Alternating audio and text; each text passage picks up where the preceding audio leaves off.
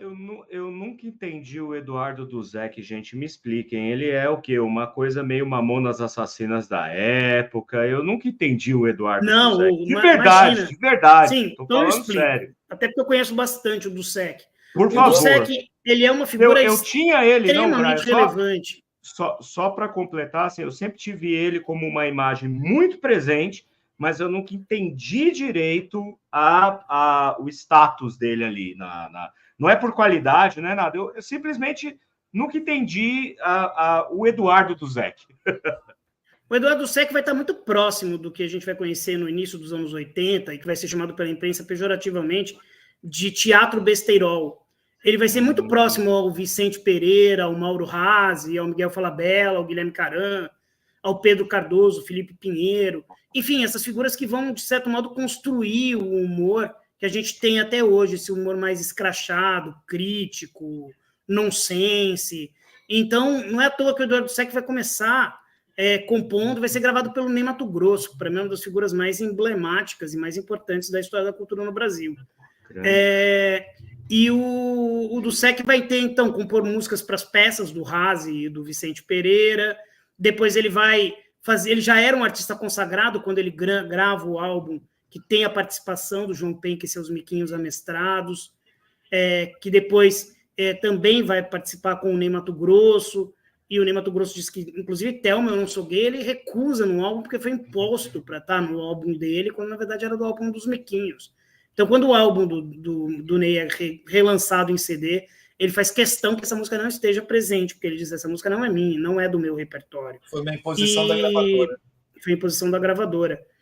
E o Dussek, ele vai ter uma figura, ele vai ser uma figura muito avant-garde, assim, ele vai ser uma figura muito importante também no lançamento das canções do Léo Jaime. Então ele vai ser uma figura de ponta e muito anárquico, muito revolucionário.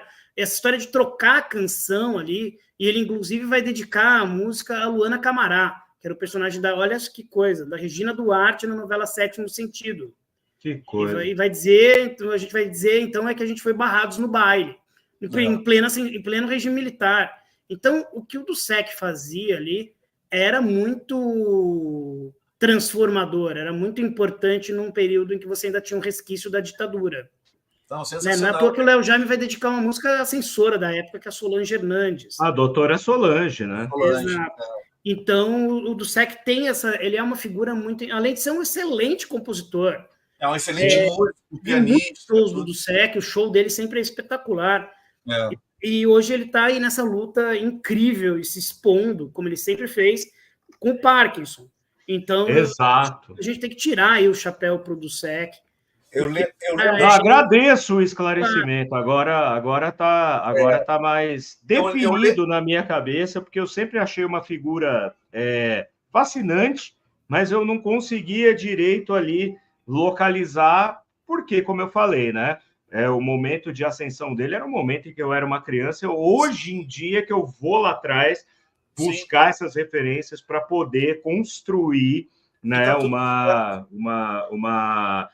não vou dizer uma identidade, mas uma lógica histórica, antropológica, né?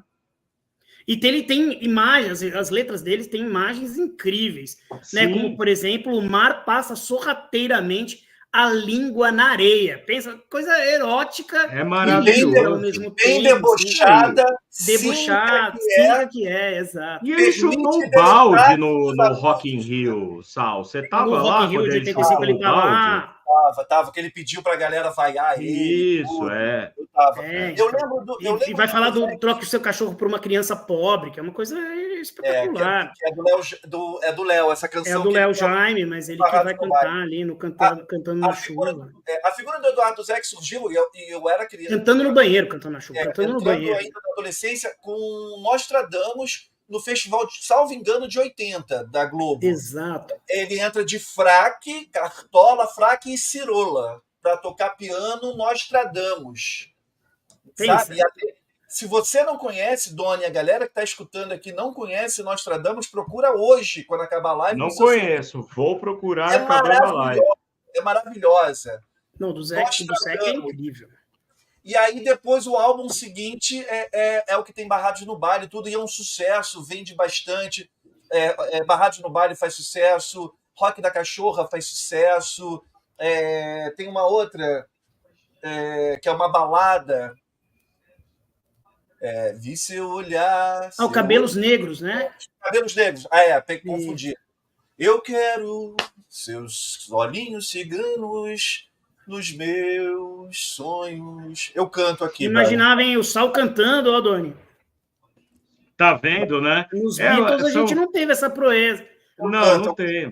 Multitalentos. Mas vocês sabem que vocês estavam falando do Zeke aí com todas essas músicas e tal, e eu fazendo aqui, né, dando uma rebobinada para ser vintage, aí, rebobinando minha fita aqui dos anos 80, eu lembro muito da minha irmã ouvindo o Erva Doce lá, né, o Amante Profissional, né, cara? Antes de Amante Profissional, o Erva Doce estourou no Brasil com Erva Venenosa, que era uma versão Erva Venenosa. Dos 60. Isso. Bem rock and roll, e era uma puta de uma banda. O Erva Doce abriu pro 15 no Maracanã. Sabe? Tinha Marcelo Sussequinde. Marcelo Sussequinde. Marcelo Sussequinde. Renato Ladeira, né? Figuras Renato Ladeira, Paul de Castro no contrabaixo. Porra, era uma puta de uma banda, sabe? Eu gosto muito do primeiro álbum do Erva Doce. O Amante Profissional não é do primeiro, acho que é do segundo.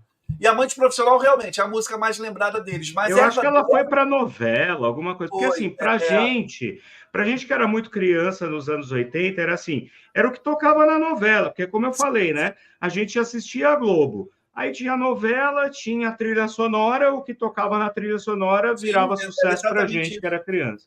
E, Doni, o que a Globo vai fazer muito bem, aliás, isso tem que tirar o chapéu para o Grupo Globo até hoje. O que eles fazem muito bem é se autorreferenciar o tempo todo. Sim. Então, a música que estava na novela, imediatamente ela rendia um videoclipe para o Fantástico. Sim, ia no Globo de Ouro, ia apresentar no Chacrinha. Então, criava esse círculo aí, que era quase impossível ficar imune. Você ter uma música numa trilha sonora de uma novela da Globo, não precisava ser abertura, já era ótimo. Assim, os cachês aumentavam, o número de shows aumentava. Então, se fosse abertura, porra, daí ia para. Aí estourava. Só o RPM achou que não era uma boa ideia, né? Quando eles estavam muito cheirados, né? É verdade, é verdade. Lá em 87, né? Na época dos Dois Coiotes, né? Sim. Não, Quatro Coiotes. 4 Coiotes. As pessoas falam, né, que tudo começou com a Blitz, não sei o que e tal. A Blitz foi a que chegou lá, né? Mas já existia esse movimento que o Brian bem lembrou em São Paulo, tão forte quanto do Rio. E é mal barato que os movimentos se formam espontaneamente, né? Em lugares diversos, ninguém combina. E aí, naquela época, então, não tinha nem internet. O interurbano do Rio para São Paulo era caro. As coisas aconteciam espontaneamente. Tinha um movimento lá no Rio Grande do Sul, tinha um movimento em Brasília, tinha um movimento no Brasil, Rio. Muito bem lembrado, Brasília. Tinha um movimento em São Paulo. Como o Brian bem lembrou, o Júlio Carioca fez muito sucesso, voltou de Nova York, foi DJ lá do Madame Satã e tudo, e montou a Gangue 90, muito inspirado num grupo também chamado Kid Creole and the Coconuts, que era um vocalista com 2 meninas e tal, uma coisa meio new wave, e inscreveram Perdidos na Selva no Festival de 81 da Globo, antes do surgimento da Blitz. E Perdidos na Selva estourou. Embora não seja acreditado, porque ele não podia, que ele já estava com uma música inscrita no festival, que era Planeta Água, Guilherme Arantes fez a ponte ali do refrão de Perdidos na Selva. Tanto é que você pegar o Lindo Balão Azul é calcado nesse refrão de Perdidos na Selva. O Guilherme Arantes é um cara subestimado nessa. A gente precisa fazer uma live com o Guilherme Arantes. Com o Guilherme Arantes, me convide. Eu já estou me convidando, porque eu amo o Guilherme Arantes. Eu também. Eu e minha gata rolando na relva, rolava de tudo. Aí o refrão de eu vivo sempre no mundo da lua. Exatamente, Que é do Guilherme também. E ele canta, porque o Júlio não era cantor, assim. Depois ele passou a se soltar mais e tudo, mas o Júlio não era cantor. E aí, depois, em 82, sim, no verão de 82, a Blitz surge, que Você Não Soube Me Amar, sei que lá, a História do Circo Voador, a Rádio Fluminense. Aliás, amanhã já convido a todos, Brian. Agora, ô Salso, vocês convide, depois eu falo. Convido para amanhã a live com a Selma Boyron e com o Scherer aqui para falar da Rádio Fluminense e da Rádio Ipanema, as duas rádios irmãs, uma em Porto Alegre, uma no Rio, né, em Niterói. Ah, que beleza! Que essas duas rádios moldaram, forjaram a gente, nos influenciaram demais, nos apresentaram altas músicas. Então, formaram o caráter. Muito bom. Bom, e a gente dá então os livros. Formaram o caráter. E a gente dá então um livro maravilhoso do Mauro Borba, Prezados Ouvintes, que também está esgotado há séculos, e do meu querido amigo Luiz Antônio Melo, da Rádio Fluminense, A Maldita, que também é um livro incrível. Assim, sim. Né? A Rádio Fluminense e a Ipanema são fundamentais, junto com o Circo Voador no Rio, né, para essa cena toda também. Né? Muito bom. Aí eu queria te perguntar, Salso, você sabe por que o Guilherme Arantes não foi creditado em Perdidos na Selva? Porque ele não podia inscrever 2 canções no festival, ele já estava com Planeta Água escrito. Exato. Isso daí é curioso, assim, porque era uma informação que não era comentada, e eu fui entrevistar a Tassiana Barros, que é a viúva do Júlio Barroso. Já teve aqui no Pitadas do Sal. Querida amiga. E a Tassiana, e isso não se falava quase. Depois eu fiz a pesquisa de texto do livro do Nelson Motta, né, o Noites Tropicais, tive o privilégio de conviver com ele durante um ano. E isso não era comentado, assim, eu tinha tinha entrevistado já o Guilherme Arantes, que não tinha falado nada a respeito, e aí foi a Tassiana que puxou esse nó, assim, falando, olha, Guilherme, esse verso aqui, se você prestar atenção, esses versos são a cara do Guilherme Arantes. E eu falei, pô, é verdade. Aí ela me contou essa história, falando, olha, esses versos não são creditados ao Guilherme, porque o Guilherme ficou muitos anos sem falar sobre isso, e o Júlio queria, antes de morrer, ter creditado, mas o Júlio teve uma morte absurda, né? Sim. Porque o Júlio, não sei se vocês sabem, ele tinha o colchão da cama dele na mesma altura do parapeito da janela. E ele dormiu um dia em Santa Cecília, aqui em São Paulo, e rolou e caiu. Ele acabou morrendo de uma queda besta de um apartamento. Ainda havia marcas dele tentando pegar na persiana, enfim. E ele quis, até o fim, creditar o Guilherme pelo Perdidos na Selva, que acabou não acontecendo. Sim. Mas é exatamente isso. Assim, o Guilherme tinha muita esperança de que o Planeta Água fosse ganhar o Festival da Globo. Ficou em segundo lugar. Que não ganhou, né? Mas apesar de ser uma música ovacionada, quem ganhou foi Purpurina, com a Lucinha Lins. E o Guilherme tinha muita confiança de que ganharia Planeta Água. Por isso ele não quis o crédito no Perdidos na Selva. Foi. Mas o Guilherme é uma figura muito importante. E aí, se você pegar, você fala assim, o verso do Perdidos na Selva é muito parecido com o verso do Lindo Balão Azul. Eu cantei o trecho errado do Lindo Balão Azul, me perdoa. É o refrão, né? Que é igual o refrão do Perdido na Selva. Que o refrão do Lindo Balão Azul, Brian, esqueci de novo. Nossa, mas quando eu fiz a série dos anos 80, que tá lá no YouTube, quem quiser ver... de cometa, ver a Via Láctea, estrada tão bonita, eu e minha gata rolando na relva, falava de tudo. Agora, se você pegar o início, e aí eu tive o privilégio de ouvir, quando eu fiz a série dos anos 80, os anos 80 estão de volta, e o Guilherme é um querido amigo também, que já participou lá do projeto que eu tenho na BA, o BA em Música. O Guilherme Arantes é um cara fantástico.